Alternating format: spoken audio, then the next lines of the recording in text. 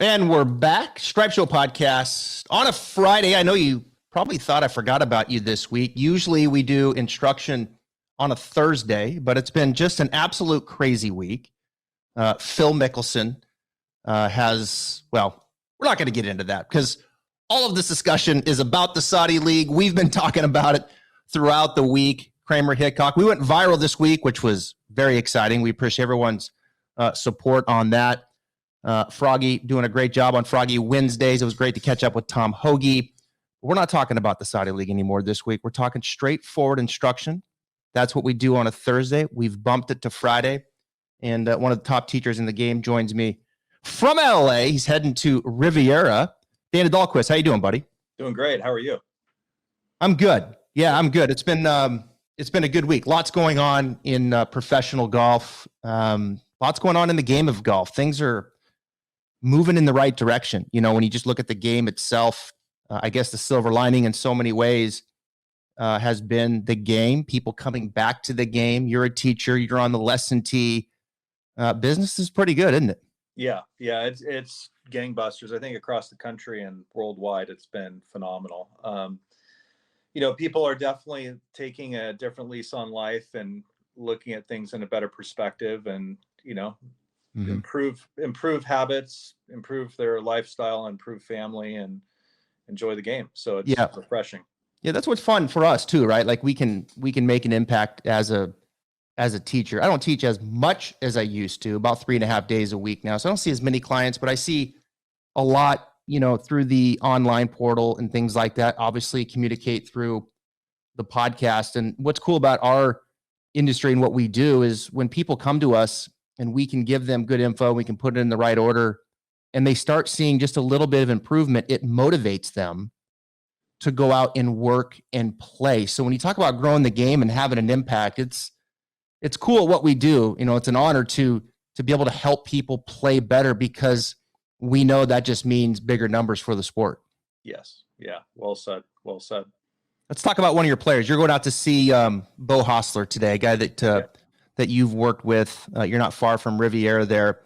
Good start for him. Shot 2 under yesterday to open up. He was T3 at Pebble. Share with my audience a little bit about Beau, the direction that he's going. Big, strong guy. We know he's a great player at Texas. Where are we at with Beau, and what are you thinking here, maybe the remainder of this week and into the rest of the season? Yeah, I think what's unique with him is, he's kind of the perfect mold of a lot of the younger generations that we're seeing where, he understands how to play the game at a super high level, very hyper competitive. And what's interesting is he knows how to be in a performance mindset. So what's refreshing to me is that I get a layer of being able to protect that in a way, but that's something I don't have to develop as much because he's been there at such a young age. I mean, playing in high level stuff from an early age really helps that.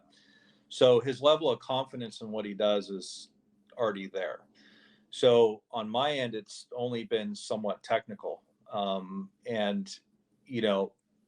think what's interesting with a guy like that is that we've actually tried to bring his swing back to something that he did when he was a junior and, or a lot of the things that he did when he was a junior. And some of those things kind of got off track and, it's kind of an anecdotal thing to look at, but I think what's interesting is when kids are young and they develop and you start moving their swings to, something that's might be potentially better, it might hinder you as an athlete performance wise. And we have to be very protective of the performance side of golf. If you're playing at a high level, you don't want to interrupt that. And I think that's the big thing that we've, kind of been around the track on. So you're going back to a lot of the things that he used to do, things that he kind of got away from, maybe from a technical standpoint, it sounds like. And now you're trying to go back to that. When I hear that, I think about a player like a Ricky Fowler, who is currently over the last couple of years trying to make some wholesale changes, move his swing in a direction that is different than what it was, right? And what Yeah. made him so successful. Yeah. I always think about, and I haven't had the experience that you have had with this elite level player, but I've had some, I'm close to it. And it just seems like there's something there with every one of these players, like a Beau, like a Ricky, when they get to this level, like there's a genius, there's a DNA in there, right? Yeah. That kind of got them there. And it just feels like the more they move away from that, more times than not, it doesn't work out. And then they find themselves, okay, piecing it back together. And they're so good that they could still compete. Yeah. But they never really are their best version of what they were. Yeah. Which is that DNA, right? And that all of the genius that was within, they can never get back to that level. I think we've seen it with Spieth to that degree. I think we're seeing it with Ricky. And it sounds like with Beau, you're just trying to move him back to what he was. Yeah. Yeah. So what we kind of acknowledged from the first, junction of this conversation with him was basic, face to path relationships and what's kind of optimal and ideal, and then try to frame that around some mechanical things that he did in the past that gave him confidence. And one of the things that we don't want to do, and we're only specifically talking to high level players here. So we, you can say, hey, you're going to do this in your golf swing, and that's fundamentally better because, i.e., Snead or Hogan or Trevino or whoever you want to use as your model is ideal. But at the end of the day, if a player's not confident in hitting a shot from 100 yards to a tuck pin that 6 off the left, all bets are off. And what I want a guy to do is when they pitch your shot, they feel a shot, they hit a shot. And I want that to be a redundant thing to happen. I don't want it to be, how do I hit that shot? That's a very dangerous place to be for performance individuals. So now this is on a bell curve. We have beginners over here. You have to teach them that. So, right. Yeah. And I respect that. And then that model might be completely different. But I think there's an interesting conversation to be had where, I would watch Anthony Kim years ago on the range, and he would step up there and he's like, oh, I just hit a shot 5 yards left of my target, and I'm gonna play with it. Because he was confident in doing it. So we can say there as a golf professional, that's not the right way to do it. But at the end of the day, that he finished, 2 shots better than the field, I'd take that. So let me bring up Beau's swing here. So we're gonna go here, and bear with me here for a second. Let's do this. Let's reset it here. There we go. So there's Beau. Yeah. From face on. Now Beau's 6'1". He hits it. This is a fairway wood, but his driver, he's clipping at about 306, 307 on average. So he's up there. I mean, he's in the top third in driving distance. He's getting it out there. But if we were just to talk the pivot here, Dana, for a moment, and just the body, and I'll play this. Sure. Take us into some insight here on some of the things, maybe from a pivot standpoint, that you move Beau back to. So I think the big observation, number one, the first thing we really worked on was understanding, like, even taking the club away in a more passive sense. So when we started, he would move the hands independently and actually start changing the face angle. He was opening the face. So like right here, like in the very first part in there. Okay. Yeah. And then from there, he would just get super narrow in his transition and then have a, high rate of closure, I guess you could say, with the hands. So one of the things he does, and he does this in the gym at Urban Golf, also, is he does a lot of med ball throws where he kind of shifts pressure left to right and then throws the object away from him. And they've done a great job, by the way, of, trying to facilitate a lot of the feels that mesh with his swing. And this is essentially a different way of him powering it, whereas before he would be more kind of hands and arms off the ball. Now he has more of a wider takeaway. And this is something that he did a lot with Jim, his former coach, who unfortunately passed away years ago. There was a lot of a sense of loading to the right and getting wide on the takeaway. So let's back that up, because this is good stuff here for the viewers. you said he moves into the left first and then back to the right. So it's almost like a little momentum back and forth. Yeah, a Like right little now, I'm kind counter. of going left, right, left, Yeah. right. So I go left, and then I use that push off of that to get myself moving to the right, Yeah. and then turn and load up. Is that right? Yeah, yeah. And what's interesting about that is, you know, we're friends with Xander, right? And so Xander's been, you know, a good voice on this conversation, and mainly because, you know, they played a lot of golf together growing up. So there's been a nice sounding board, which again, once again, is boost confidence that you're doing the right thing. And so, like, my goal is that if Beau has 50 voices telling him to do the right thing, or doing that he's doing the right thing, it just makes my job that much easier.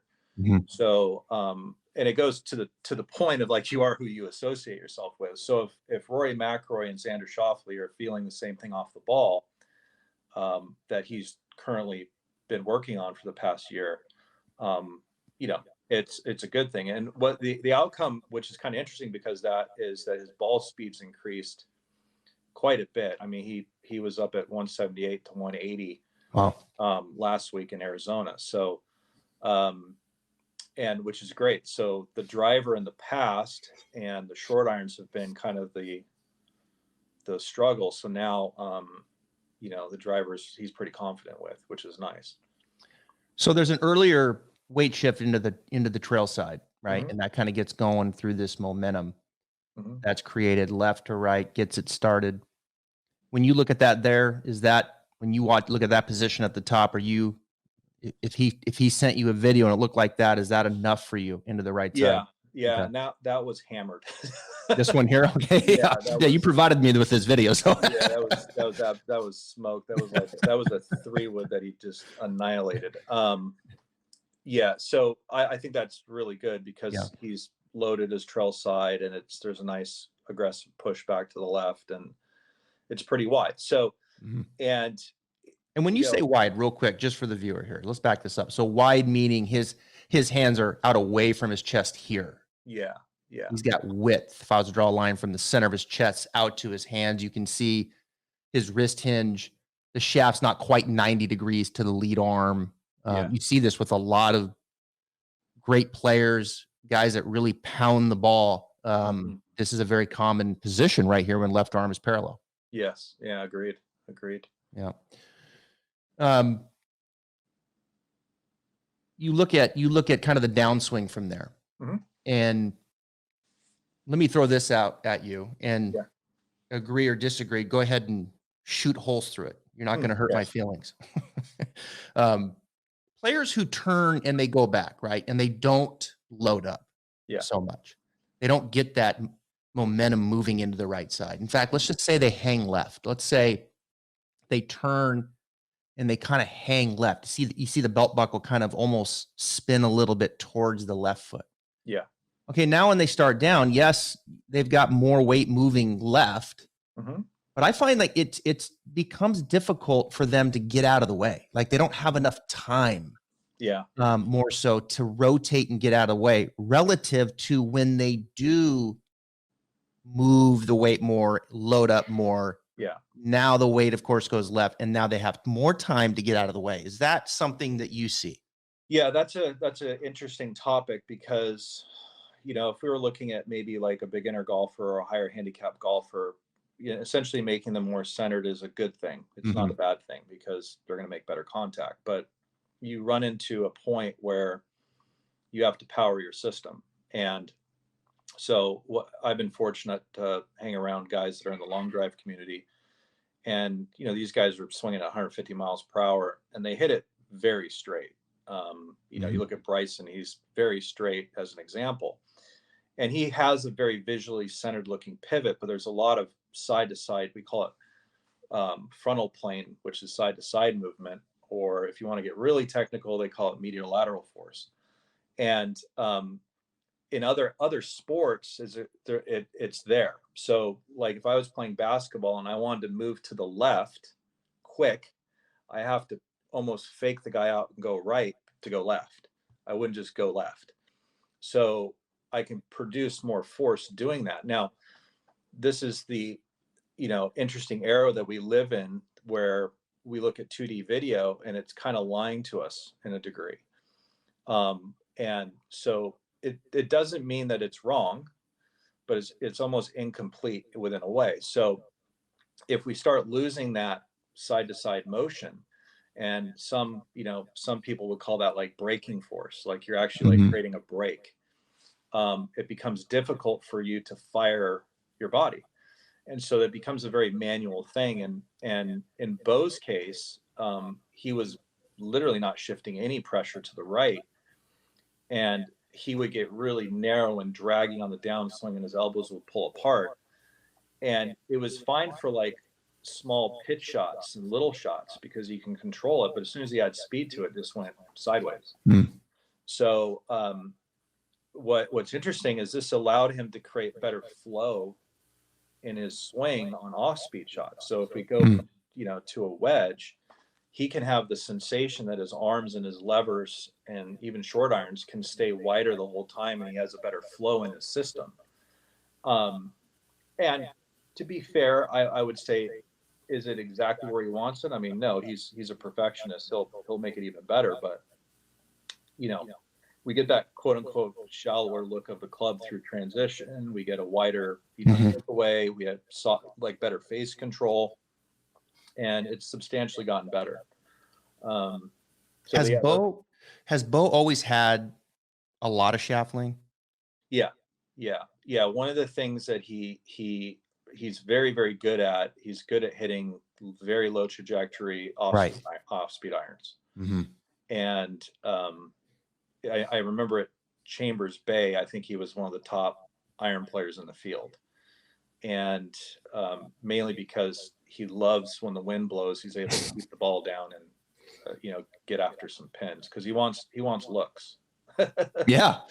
Good in Texas, right? The wind starts blowing and yeah.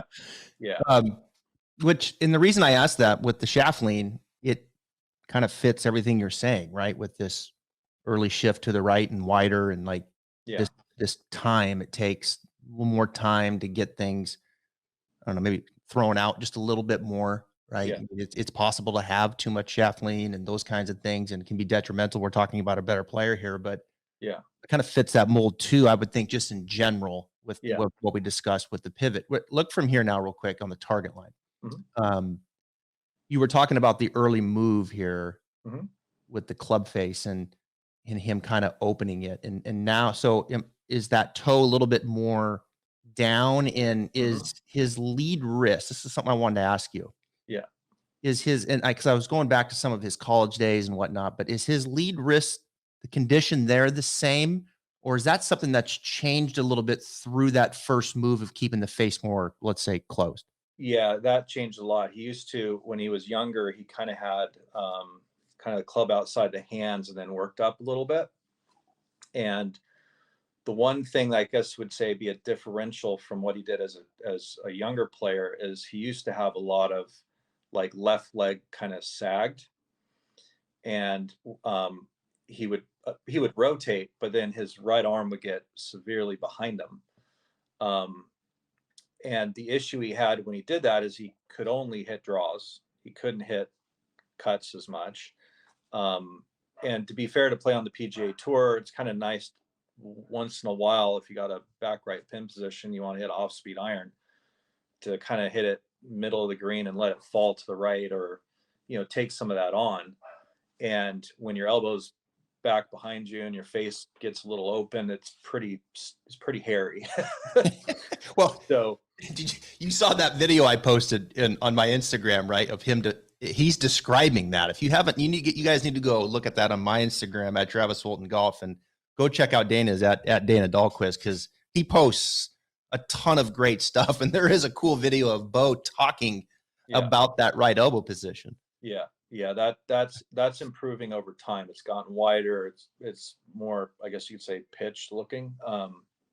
Because when we started, I mean, it was coming through his right shoulder and open, and the club was out, and the only thing you got from there is the tilt back and throw the face at it. So I'm pretty happy where it is right now, and hopefully he is. So Is he a perfectionist? Is he someone who, like, do you have to, I don't know Beau. I've never met Beau. I've obviously has followed his career and the whole bit, but is there times with him where you have to pull him back and say, hey, let's not be so technical? Or is he good at managing the changes and being able to compartmentalize and like, look, I got it. Now let's go play and be an instinctive. Yeah, I think he's really good at that. Okay. When the bell rings, it's interesting. It's actually one of the first times with a tour pro that I've not had to like kind of go, oh, this is going to be interesting. He is a perfectionist, and most of them are, and at least the ones that I've worked with. Yeah. I'm not saying that I generally get the guys that need a lot of work, but this is like one of those rare instances where he knows how to draw that line in the sand. So, which is awesome. When it's game time, he's like, and what's interesting, and I think the viewers would like this, he won't hit a shot that he's not capable of. So he might be working on something for 3 weeks, and if it's not there, he won't put it into play. And which is really cool to watch because it doesn't fit that first narrative that we talked about see shot, hit shot. I think if he feels like he's hitting an overdraw, he's just going to go play it. Because at the end of the day, you got to post a number. So yeah, it's pretty refreshing to see a person who's like that. One thing I always like about Beau's swing is that if you look at where, we'll start it here from the beginning here, like you've got his hands there at address and he returns his hands. When you look at this down at the bottom, I would say almost to the same spot, right? I mean, maybe just a touch higher as far as there's not a lot of raising of the shaft. Yeah. At impact relative to where it was at address. And when you look at that position there, you can see the hand path exiting comfortably to the left, the club head just a little bit out in front of the hands, you can still see. And then when it exits, it's under that left shoulder and the face is kind of, I'll throw a word at you, a little layback. How about that, right? From the old golfing machine days. Yeah. A little layback in the face looking back. And that's something you see with a lot of players, right? You see this handle, kind of in close, exiting left, shafts under the shoulder here with this iron, face got a little layback. Is that something that has kind of come into the fold here as the pivots improved, as the faces improved, et cetera? Yeah. The pivot, and particularly like him now getting into his left side and pushing off the left foot, allows him to go from that lead wrist flex position into something that hits and goes into kind of that extended layback look. And, in the past, that wasn't really happening. There was more like rotation of the face. So, because of the opening going back. Yeah, 100%. Yeah. We see that with a lot of the modern players now. When you look at Colin Morikawa and, John Rahm, and the list goes on. I mean, it's becoming something that's pretty prevalent on the tour. If you're saying whether it's a trend or it's a necessity, I mean, that'd be an interesting conversation. But a lot more guys are going into a position that's more, wrist flexion. I talked to a lot of coaches on this podcast, and it's interesting. I would agree that it's a bit of a trend right now. I would say we're seeing more of it. I think one of the statements that I would make is that, like, I look at like a Luke Liss and I listen to his coach talk and Scotty Scheffler and I look at that club face, like some faces are square to slightly closed, right? You'll see a few that kind of borderline open, but they're never wanting it to get too open, right? It's like the ones that get it maybe a little too open, like a Scheffler and a Luke Liss, like we're trying to keep it a little more shut, right? So it's like we've got to keep the face closed enough to do what we want to do coming down, right? Like I think that's the statement that I would make. And I always tell amateurs, look, I'm working with an amateur who, open face and or over the top and or no shaft lean. I'm like, look, I'd rather get the face 2 or 3 degrees closed Yeah. than 1 degree open. I mean, Yeah. let's get a little shut. Let's get it coming from the inside. Let's start suggesting some shaft lean and rotation. And like, you're going to develop around this face being more shut than you are, say, looking like a Scotty shuffler, because Yeah.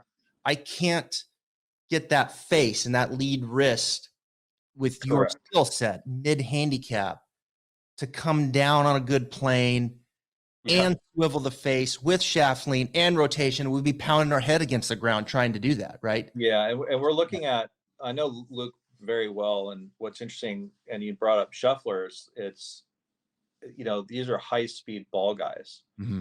And Luke is an unbelievably good athlete. Mm. Unbelievable. And don't tell him I said that, but he is. And so for him to consistently do that is great. It's a good thing. Like, it's what he should be doing. And it matches his profile and his pivot. Mm. So I think what's really interesting is that that's one of his speed mechanisms, that he can go from some extension back into flexion and through the golf ball.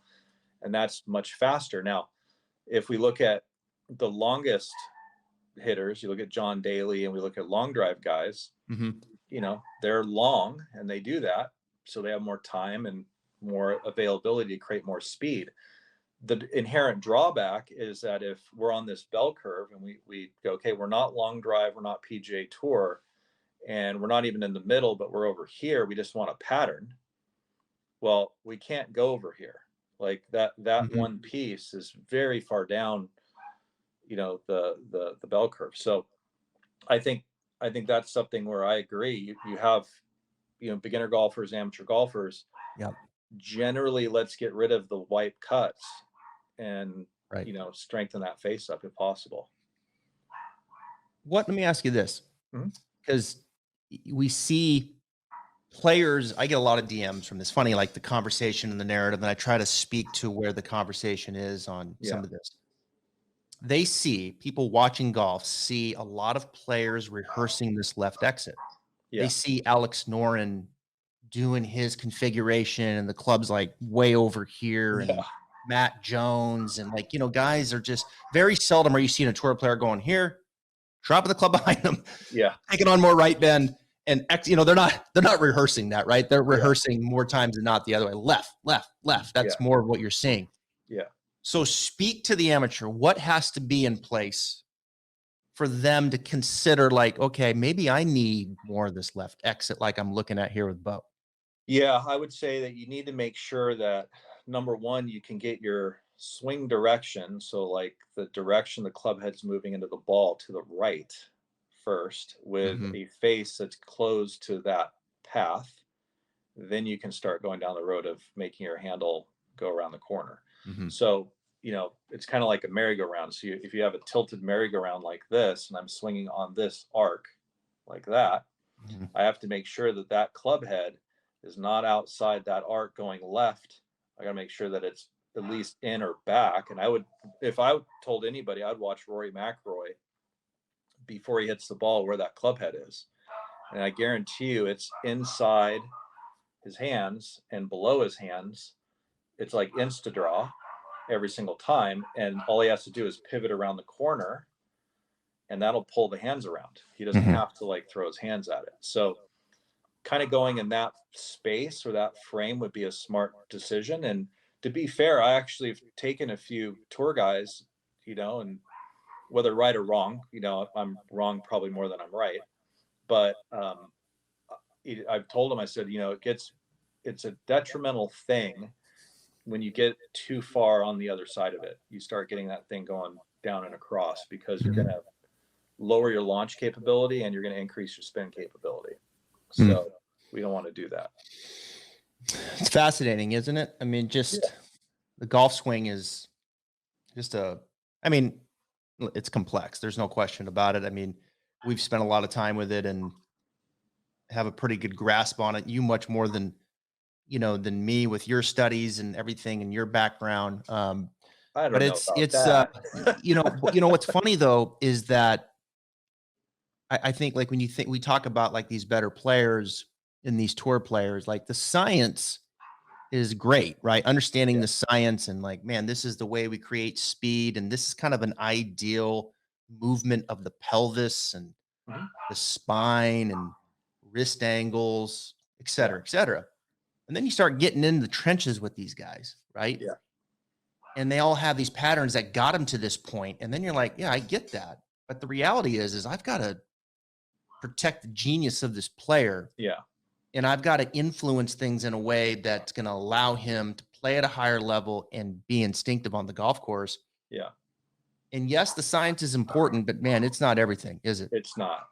It's not. Yeah. You have to really make sure that you're, number one, protecting the player's confidence and your own, Mm-hmm. and understand when that time comes up. Like if a player's really struggling with speed and they feel that, they're behind the eight ball, that might be a conversation to be had. But if players in a pretty good spot, or they just need a little edge here or there, or they need to, reduce some curve, you don't go off the deep end. And that's a tough thing for people to kind of to Mm-hmm. grasp. I would say for viewers at home, this is something where, you know, I would say there's a lot of guys on tour that, and boy, coaches aren't going to like me saying this, but like, don't go searching too hard.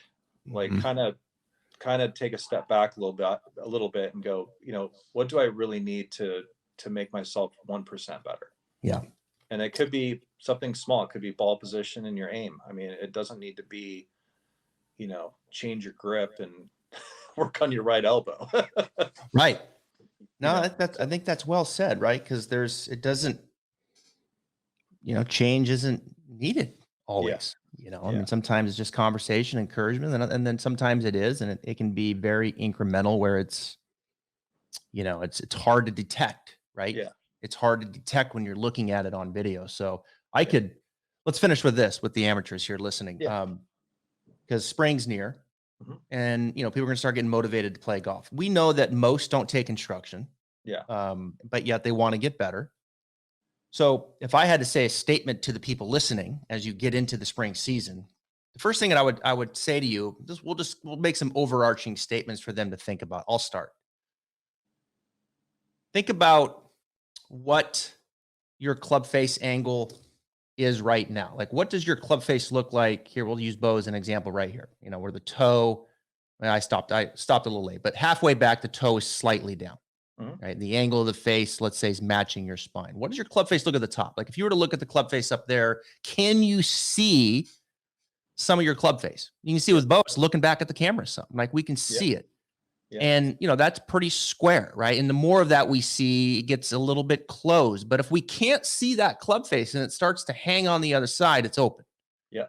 So ask yourself the question, what does my club face look like at the top? Is it allowing me to do what I want to do coming down? Is it allowing me to, take it down, maybe shallow it from the inside and hit a draw? Is it allowing me to have some shaft lean? Yeah. That's where I would start as a general statement. What does your club face look like? And is it allowing you to do what you want to do coming down? And I would look at A, the pitch of the shaft, and B, what is that shaft doing at impact? Yeah. Yeah. Anything you would add as far as like maybe from a pivot standpoint, if you had to give them a statement, like, Yeah. what is I would your, say, well, um, so I mean, basically nailed it. I think those things allow you to pivot. We okay. could, we could maybe even back up even further. And I'll throw a little interesting story on this. Okay. We're up at MPCC with Ryan Moore, Mm, and we're talking about amateurs. And, he would say that, okay, well, let's look at your putting stroke for a minute. And this is universal, it could be even with your driver setup. If you don't get your system primed for movement, you're going to have a difficult time. So make sure your ball position is good, your stance width is good, your shoulder tilt is in the right tilt, your eye line's correct, your grip is good. And if you get those things right, everything you just said there is probably going to have a better chance. mm, I mean, just really is. And then the pivot, if you get those two things right, becomes pretty second nature, hopefully. And then obviously at this point, get some help. Yeah. get a golf teacher to kind of be your liaison on this. But yeah, I think it's funny how like basic conventional stuff in a golf swing matters, and we want to dismiss it and put a label on things and whatever. But at the end of the day, if my face is in a particular direction at any point in my golf swing, if it's not correct, my brain will react to that, and I want to make sure that that's correct. Well said. Yep. That's good stuff. Good advice. Dana, I could go probably for another hour and a half, but Me too. I'm not going to, we're just getting started. We could keep going, but we'll do it again. I know you're going to go to Riviera. Good luck to your boy, Beau Hossler. Cheering for him here. I mean, he might as well just go ahead and win. That would be great timing with this podcast, improve upon that third place finish that he had at Pebble Beach and just take the top off, let's do it. Absolutely. Thank you. All right, Dana, thanks for joining us, man. You got it. Thanks, brother.